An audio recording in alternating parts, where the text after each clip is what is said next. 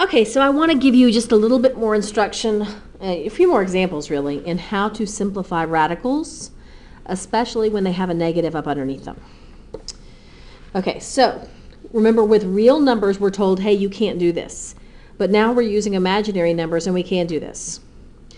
In order to know how to do this, it helps to know how to simplify radicals just period, by themselves, without the negative. Okay, so let's look at that like if it were this first. Whenever you're trying to simplify a radical, what you're asking yourself is, what is the biggest perfect square that is a factor of this number, that goes into this number so that I can say something times something equals 360. Perfect squares are these numbers. 4 is the square of 2. 9 is the square of 3. 4 times 4 is 16, so that's a perfect square. 5 times 5 is 25, so 25 is a perfect square. So these are your perfect squares. 4, 9, 16, 25, 36, 49. We're looking to see if any of those go into 360. 36 does. 360 can be broken up as 36 times 10. The whole reason for doing this is that now, because 36 is a perfect square, I can get this out from under the radical and make that a 6. I can't do that here, so I would just leave it like this, and that would be my answer. 6 root 10. Okay? Now, if there is a negative under the radical, it changes things a little bit. Not a whole lot. If there's a negative under the radical, whoa, then now I have, I'm going to break it up a little bit more. I'm still going to break it up into 36 and 10, but I'm also going to take out that square root of negative 1. And the square root of negative 1, remember, is what I stands for. So we have I times, this becomes 6, and square root of 10 we can't do anything with. And really the most complicated thing about this is figuring out where do I put the I. We don't like to put anything else behind a radical, so put the radical in the back. And we like to put letters behind numbers. So 6i goes in front. So that is what I would write. Okay, next. How about square root of negative 64? Okay, so that's square root of negative 1 times square root of 64. So that's I times square root of 64 is 8. So that's 8i. Because we like to write the letters behind numbers. Okay?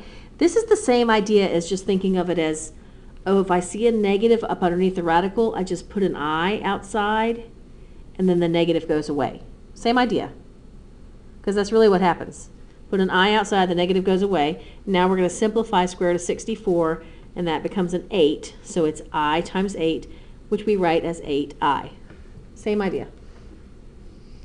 So every time you see a negative underneath a radical, you're going to have an I in your answer, every single time. So for instance, square root of negative 80.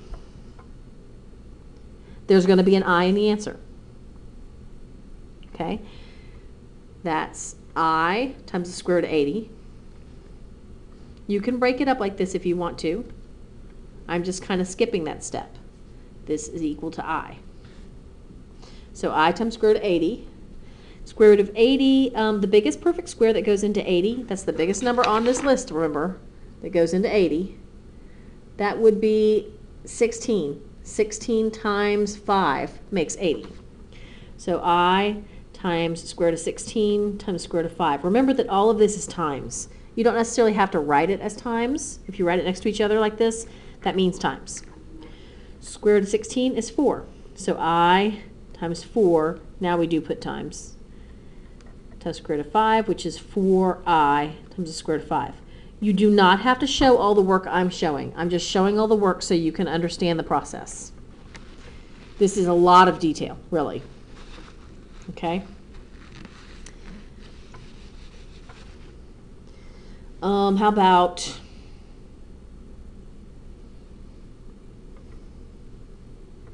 that? Okay, we know there'll be an I in an answer, so another way we could do it is you could take I out.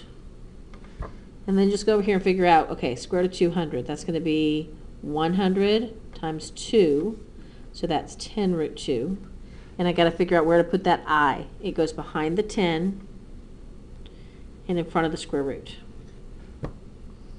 So same thing, I'm just showing less work on this one. If you want to show more work, and it's totally whatever you're most comfortable with.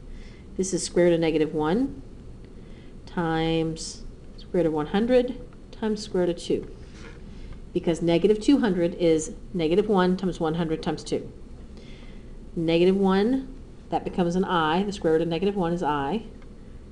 The 100 becomes a 10. Square root of 100 is 10. And this. So we have 10 times I times square root of 2. Okay, remember this is a video. You can pause and rewind all you want. I know I'm going kind of fast. Let me just give you a few more. How about...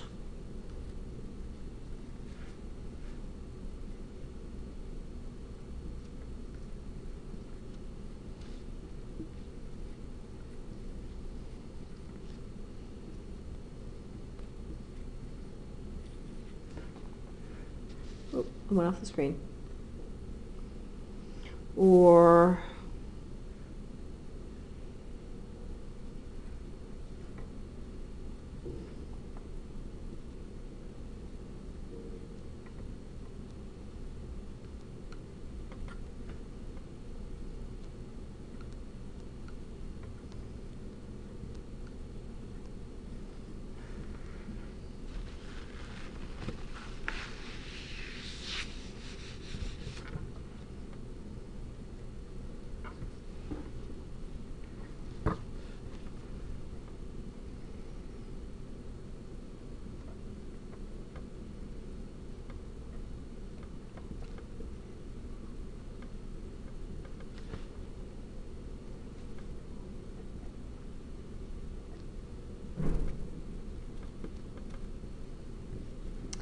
And there you have it.